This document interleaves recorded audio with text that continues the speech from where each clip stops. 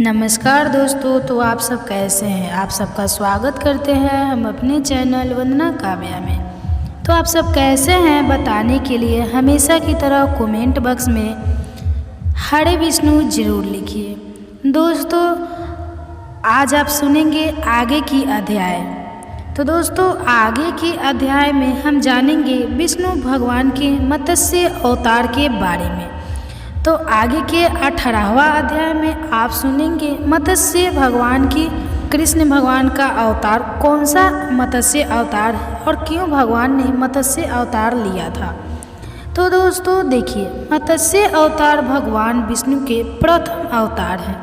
मछली के रूप में अवतार लेकर भगवान विष्णु ने एक ऋषि को सब प्रकार के जीव जंतु एकत्रित करने के लिए कहा और पृथ्वी जब जल में डूब रही थी तब मत्स्य अवतार में भगवान ने उस ऋषि की नाव की रक्षा की। इसके पश्चात ब्रह्मा ने पुनः जीवन का निर्माण किया।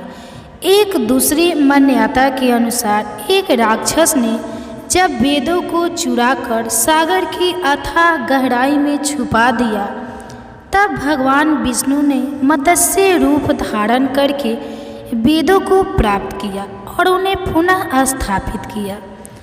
दोस्तों कहा जाता है कि मत्स्य अवतार की एक कथा है। एक बार ब्रह्मा जी की असावधानी के कारण एक बहुत बड़े दैत्य ने वेदों को चुरा लिया।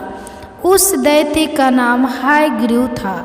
वेदों को चुरा लिए जाने के कारण ज्ञान लुप्त हो गया, चारों ओर अज्ञानता का अंधकार फैल गया और पाप तथा अधर्म का बोलबाला हो गया। तब भगवान विष्णु ने धर्म की रक्षा के लिए मत्स्य रूप धारण करके हायग्रीव का वध किया और वेदों की रक्षा की। भगवान ने मत्स्य का रूप किस प्रकार धारण किया, इसकी विश्वकर्मीय कथा इस प्रकार है। दोस्तों कहा जाता है कि कल्पांत के पूर्व एक पुण्यात्मा राजा तप कर रहा था। राजा का नाम सत्यव्रत था। सत्यव्रत पुण्यात्मा तो था ही, बड़े उदार हृदय का भी था। प्रभात का समय था, सूर्योदय हो चुका था। सत्यव्रत कृतमाला नदी में स्नान कर रहा था। उसने स्नान करने के पश्चात तप तर्पण के लिए अंजलि में जल लिया तो अंजलि में जल के साथ एक छोटी सी मछली भी आ गई। सत्यव्रत ने मछली को नदी के जल में छोड़ दिया। मछली बोली, राजन, जल के बड़े बड़े जीव छोटे छोटे जीवों को मारकर खा जाते हैं। अवश्य कोई बड़ा जीव मुझे भी मारकर खा जाएगा। कृपया करके मेरे प्राणों की रक्षा कीजिए। सत्यव्रत के हृदय में दया उत्पन्न हो उठी। उसने मछली को जल से भरे हुए अपने कमंडलू में डाल दिया। तभी एक आश्चर्यजनक घटना घटी। एक रात में मछली का शरीर इतना बढ़ गया कि कमंडलू उसके रहने के लिए छोटा पड़ने लगा। दूसरे दिन मछली सत्यव्रत से बोली, राजन, मेरे रहने के लिए कोई दूसरा स्थान ढूंढिए क्योंकि मेरा शरीर बढ़ गया है। मुझे घूमने फिरने में बड़ा कष्ट होता है। सत्यव्रत ने मछली को कमंडलू से निकालकर पानी से भरे हुए मटके में रख दिया। यहाँ भी मछली का शरीर रात भर में ही मटके में इतना बढ़ गया कि मटका भी उसके रहने के लिए छोटा पड़ गया कि मछली के लिए वो भी छोटा पड़ गया। मछली के रहने के लिए वो छोटा सा शरीर उसमें भी पड़ गया। अतः मछली पुनः सत्यव्रत से बोली, राजन, यह समुद्र भी मेरे रहने के लिए उपयुक्त नहीं है। मेरे रहने की व्यवस्था कहीं और कीजिए। अब सत्यव्रत विस्मित हो उठा। उसने आज तक ऐसी मछली कभी नहीं देखी थी। वह विस्मय भरे स्वर में बोला, मेरी बुद्धि को विस्मय के सागर में डुबोने देने वाले आप कौन हैं? मत्स्य रूपधारी श्री हरि ने उत्तर दिया, राजन, हायग्रीव नामक दैत्य ने वेदों को चुरा लिया है। जगत में चारों ओर अज्ञान और अधर्म का अंधकार फैला हुआ है। मैंने हायग्रीव को मारने के लिए ही मत्स्य का रूप धारण किया है। आज से 7वें दिन पृथ्वी प्रलय के चक्र में फिर जाएगी। समुद्र उमड़ उठेगा, भयानक वृष्टि होगी, सारी पृथ्वी पानी में डूब जाएगी। जल के अतिरिक्त कहीं कुछ भी दृष्टि गोचर नहीं होगा। आपके पास एक नाव पहुंचेगी। आप सभी अनाजों और औषधियों के बीजों को लेकर सप्त ऋषियों के साथ नाव पर बैठ जाइएगा। मैं उसी समय आपको पुनः दिखाई पड़ूंगा और आपको आत्मतत्व का ज्ञान प्रदान करूंगा। सत्यव्रत उसी दिन से हरि का स्मरण करते हुए प्रलय की प्रतीक्षा करने लगे। 7वें दिन प्रलय का दृश्य उपस्थित हो उठा। समुद्र भी उमड़कर अपनी सीमाओं से बाहर बहने लगा। भयानक वृष्टि होने लगी। थोड़ी ही देर में सारी पृथ्वी पर जल ही जल हो गया। संपूर्ण पृथ्वी जल में समा गई। उसी समय एक नाव दिखाई पड़ी। सत्यव्रत सप्त ऋषियों के साथ उस नाव पर बैठे। उन्होंने नाव के ऊपर संपूर्ण अनाजों और औषधियों के बीज भी भर लिए। नाव प्रलय के सागर में तैरने लगी। प्रलय के उस सागर में उस नाव के अतिरिक्त कहीं भी कुछ भी नहीं दिखाई दे रहा था। सहसा मत्स्य रूपी भगवान प्रलय के सागर में दिखाई पड़े। सत्यव्रत और सप्त ऋषिगण मत्स्य रूपी भगवान की प्रार्थना करने लगे। भगवान से आत्मज्ञान पाकर सत्यव्रत का जीवन धन्य हो उठा। वे जीते जी ही जीवन मुक्त हो गए। प्रलय का प्रकोप शांत होने पर मत्स्य रूपी भगवान ने हयग्रीव को मारकर उससे वेद छीन लिए। भगवान ने ब्रह्मा जी को पुनः वेद दे दिए। इस प्रकार भगवान ने मत्स्य रूप धारण करके वेदों का उद्धार तो किया ही, साथ ही संसार के प्राणियों का भी अमित कल्याण किया। उसी तरह भगवान विष्णु ने उसके बाद वराह अवतार ले लिया। दोस्तों, कहा जाता है कि वराह अवतार हिंदू धर्म ग्रंथों के अनुसार भगवान विष्णु के 10 अवतारों में से तृतीय अवतार है, जो भाद्रपद में शुक्ल पक्ष की तृतीया को अवतारित हुए। वराह अवतार की कथा इसी प्रकार है। हिरण्याक्ष और हिरण्यकशिपु ने जब दिति के गर्भ से जुड़वा रूप में जन्म लिया तो पृथ्वी काँप उठी। हिरण्यकक्ष और हिरण्यकशिपु दोनों पैदा होते ही बड़े हो गए और अपने अत्याचारों से धरती को कँपाने लगते हैं।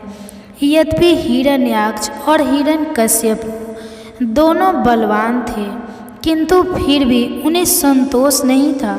वे संसार में अजेयता और अमरता प्राप्त करना चाहते थे। हिरण्याक्ष और हिरण्यकशिपु दोनों ने ब्रह्मा जी को प्रसन्न करने के लिए बहुत बड़ा तप किया। उनके तप से ब्रह्मा जी प्रसन्न हुए। ब्रह्मा जी से अजयता और अमरता का वरदान पाकर हिरण्याक्ष और उत्तन और स्वेच्छाचारी बन गया। वह तीनों लोकों में अपने को सर्वश्रेष्ठ मानने लगा। हिरण्याक्ष ने गर्वित होकर तीनों लोकों को जीतने का विचार किया। वह हाथ में गदा लेकर इंद्रलोक में जा पहुंचा। देवताओं को जब उसके पहुंचने की खबर मिली तो वे भयभीत होकर इंद्रलोक से भाग गए। देखते ही देखते समस्त इंद्रलोक पर हिरण्याक्ष का अधिकार स्थापित हो गया। जब इंद्रलोक में युद्ध करने के लिए कोई नहीं मिला तो हिरण्याक्ष वरुण की राजधानी विभावरी नगरी में जा पहुंचा। वरुण ने बड़े शांत भाव से कहा, तुम महान योद्धा और शूरवीर हो। तुमसे युद्ध करने के लिए मेरे पास शौर्य कहाँ। तीनों लोकों में भगवान विष्णु को छोड़कर कोई भी ऐसा नहीं है जो तुमसे युद्ध कर सके। अतः उन्हीं के पास जाओ, वे ही तुम्हारी युद्ध पिपासा शांत करेंगे। वरुण का कथन सुनकर हिरण्याक्ष भगवान विष्णु की खोज में समुद्र के नीचे रसातल में जा पहुंचा। रसातल में पहुंचकर उसने एक विषयजनक दृश्य देखा। उसने देखा एक वराह अपने दांतों के ऊपर धरती को उठाए हुए चला जा रहा है। हिरण्याक्ष वराह को लक्ष्य करके बोल उठा, तुम अवश्य ही भगवान विष्णु हो। धरती को रसातल से कहाँ लिए जा रहे हो? यह धरती तो दैत्यों के उपयोग की वस्तु है, इसे रख दो। तुम अनेक बार देवताओं के कल्याण के लिए दैत्यों को छल चुके हो, आज तुम मुझे छल नहीं सकोगे। फिर भी भगवान विष्णु शांति रहे, उनके मन में रच मात्र भी क्रोध पैदा नहीं हुआ। वे वराह के रूप में अपने दांतों पर धरती के लिए हुए आगे बढ़ते रहे। हिरण्यकाक्ष भगवान वराह रूपी विष्णु के पीछे लग गया। उन्होंने रसातल के बाहर निकलकर धरती को समुद्र के ऊपर स्थापित कर दिया। हिरण्यकाक्ष उनके पीछे लगा हुआ था। भगवान विष्णु के अपने वचन बाणों से उनके हृदय को बेध रहा था। भगवान विष्णु ने धरती को स्थापित करने के पश्चात हिरण्यकाक्ष की ओर ध्यान दिया। उन्होंने हिरण्यकाक्ष की ओर देखते हुए कहा, तुम तो बड़े बलवान हो। बलवान लोग कहते नहीं हैं, करके दिखाते हैं। तुम तो केवल प्रलाप कर रहे हो। मैं तुम्हारे सामने खड़ा हूँ, तुम क्यों नहीं मुझ पर आक्रमण करते? बढ़ो आगे, मुझ पर आक्रमण करो। हिरण्यकाक्ष की रगों में बिजली दौड़ गई। वह हाथ में गदा लेकर भगवान विष्णु पर टूट पड़ा। भगवान के हाथों में कोई अस्त्र शस्त्र नहीं था। उन्होंने दूसरे ही क्षण हिरण्यकाक्ष के हाथ से गदा छीनकर दूर फेंक दी। हिरण्यकाक्ष क्रोध से जनमत हो उठा। वह हाथ में त्रिशूल लेकर भगवान विष्णु की ओर झपटा। भगवान विष्णु ने शीघ्र ही सुदर्शन का आह्वान किया। चक्र उनके हाथों में आ गया। उन्होंने अपने चक्र से हिरण्यकाक्ष के टुकड़े टुकड़े कर दिए। भगवान विष्णु के हाथों मारे जाने के कारण हिरण्यकाक्ष बैकुंठ लोक में चला गया। तो हरे कृष्णा दोस्तों, आज के अध्याय में बस इतना ही।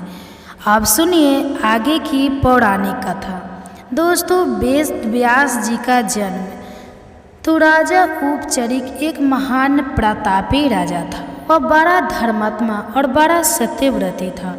उसने अपने तप से देवराज इंद्र को प्रसन्न करके एक विमान और न सूखने वाली सुंदर माला प्राप्त की थी। वह माला धारण करके विमान पर बैठकर आकाश में परिभ्रमण किया करता था। उसे आखिट का बड़ा चाव था। वह प्रायः वनों में आखिट के लिए जाया करता था। उपरिचर की रानी का नाम गिरिका था। गिरिका भी बड़ी सुंदर और पवित्र हृदय थी। वह अपने पति को प्रेम तो करती ही थी, ईश्वर के प्रति भी बड़ी अस्थयालु थी। निरंतर भजन और चिंतन में लगी रहती थी। एक बार गिरिका ऋतुमती हुई। 3 दिनों के पश्चात जब वह शुद्ध हुई तो उपरिचर उसके साथ रमन करने से पूर्व ही वन में आखेट के लिए चला गया। राजा आखेट के लिए चला तो गया, किंतु उसका ध्यान रानी के साथ रमन करने की ओर ही लगा रहा। दोपहर का समय था। राजा वन में एक अशोक वृक्ष के नीचे बैठा हुआ था। शीतल और सुगंधित हवा चल रही थी। मृदुल स्वरों में पक्षी गाना कर रहे थे। राजा का ध्यान रानी की ओर चला गया। वह रमन के संबंध में मन ही मन सोचने लगा। राजा कामातुर हो उठा और उसका वीर्य स्खलित हो गया। राजा ने सोचा उसका वीर्य व्यर्थ नहीं जा सकता, अतः उसने अपने वीर्य को एक दोने में रखकर विमान में बैठे हुए बाज पक्षी को बुलाकर उससे कहा, तुम इस दोने को ले जाकर मेरी रानी को दे दो, वह इसे अपने गर्भ में धारण कर लेगी। बाज दोनों के मुख में दबाकर राजा के भवन की ओर उड़ चला। वह यमुना नदी के ऊपर से उड़ता हुआ चला जा रहा था। सहसा एक दूसरे बाज की दृष्टि उस पर पड़ी। उसने सोचा यह अपने मुख में खाने की कोई वस्तु दबाए हुए है, अतः उसने उस बाज पर आक्रमण कर दिया। दोनों बाजों में घमासान युद्ध करने लगा। परिणाम यह हुआ कि पहले बाज के मुख से दोनों छूटकर यमुना के जल में गिर पड़ा। दोनों में रखा वीर्य पानी में मिल गया। एक मछली की वीड़ी पर दृष्टि पड़ी। उसने सोचा यह खाने की वस्तु है, अतः वह उसको पानी के साथ निगल गई। फलतः मछली गर्भवती हो गई। दासराज नामक मल्लाह को वह मछली शिकार में मिली। जब उसने मछली के पेट को बीचों बीच से काटा तो उसके पेट से एक बालक और एक बालिका निकली। दसराज ने दोनों को उपरीचर को भेंट कर दिया। उपरीचर ने बालक को तो अपने पास रख लिया, पर बालिका को दसराज को लौटा दिया। दसराज उस बालिका को अपने घर ले जाकर उसका पालन पोषण करने लगा। दसराज ने बालिका का नाम सत्यवती रखा। वह मछली के पेट से उत्पन्न थी, इसलिए उसके शरीर से मछली की सी गंध निकला करती थी, अतः लोग उसे मत्स्य गंधा भी कहा करते थे। मत्स्य गंधा धीरे धीरे बड़ी हुई। वह बड़ी रूपवती थी। वह रात्रियों को अपनी नाव पर बैठाकर इस पार से उस पार पहुंचाया करती थी। एक दिन दोपहर का समय था। महर्षि पराशर वहां जा पहुँचे। वे मत्स्य गंधा को देखकर उस पर मग्न हो गए। उन्होंने उससे कहा, सुंदरी, तुम्हें अपूर्व सुख मिलेगा। मैं तुम्हारे साथ रमन करना चाहता हूँ। मत्स्य गंधा ने उत्तर दिया, महर्षि, आप यह कैसे बातें कर रहे हैं? दोपहर का समय है, आसपास लोग बैठे हुए हैं। मैं आपके साथ रमन कैसे कर सकती हूँ? पराशर जी ने योग शक्ति से चारों ओर कोहरा पैदा कर दिया और बोले, अब हमें कोई नहीं देख सकेगा, तो निश्चित होकर मेरे प्रस्ताव को स्वीकार कर ले। मत्स्य गंधा पुनः बोल उठी, महर्षि, मैं कुंवारी हूँ, पिता की आज्ञा के अधीन हूँ। आपके साथ रमन करने से मेरा कोर्माग्य नष्ट हो जाएगा। मैं समाज में लांछित बन जाऊंगी। पराशर जी ने उत्तर दिया, तुम चिंता मत करो। तुमसे रमन करने के पश्चात तुम्हारा कौमार्य बना रहेगा। गर्भवती होने पर भी गर्भ का चीर प्रकट नहीं होगा। मत्स्यगंधा फिर बोली, एक बात और, मेरे शरीर से मछली सी गंध निकलती है। आप मुझे वरदान दे कि वह गंध के रूप में बदल जाए और 4 कोस तक फैली रहे। पराशर जी ने तथास्तु कह दिया। फलतः मत्स्य गंधा के शरीर से कस्तूरी की सी गंध निकलने लगी। वह गंध 4 कोस तक फैली रहती थी, अतः अब वह योजन गंधा भी कही जाने लगी। पराशर जी ने मत्स्य गंधा के साथ रमन किया। उनके साथ रमन के फलस्वरूप वह गर्भवती हुई। समय पर यमुना के द्वीप में एक बालक ने उसके गर्भ से जन्म लिया। वह बालक जन्म लेते ही बड़ा हो गया। वह तप करने के लिए वन में चला गया। वही बालक जगत में वेद व्यास जी के नाम से प्रसिद्ध हुआ। वेद व्यास जी का पूरा नाम कृष्ण द्वैपायन वेद व्यास था। वे श्याम वर्ण के थे, इसलिए उनका नाम कृष्णा पड़ा। वे तो द्वीपों के बीच में पैदा हुए थे, इसलिए द्वैपायन कहे जाते थे। वेदों के पंडित होने से वेद व्यास कहे जाते थे। वेद व्यास जी अमर है। वे आज भी धरती पर विद्यमान हैं और किसी किसी को दर्शन देकर कृतार्थ करते हैं। तो हरे कृष्णा दोस्तों, आज की अध्याय में पौराणिक कथा में आप लोग सुने वेद व्यास जी का जन्म। अब अगली कथा सुनने के लिए आप हमारे चैनल से जुड़े रहें। अगर हमारी वीडियो पसंद आती है तो वीडियो को लाइक करें और चैनल पे नए हैं तो चैनल को सब्सक्राइब करके बेल आइकन को प्रेस कर लें, ताकि हमारी वीडियो के जो नए नोटिफिकेशन होगा वो आप सबके पास सबसे पहले पहुंचेगा। तो वीडियो को अंत तक बने रहने के लिए धन्यवाद।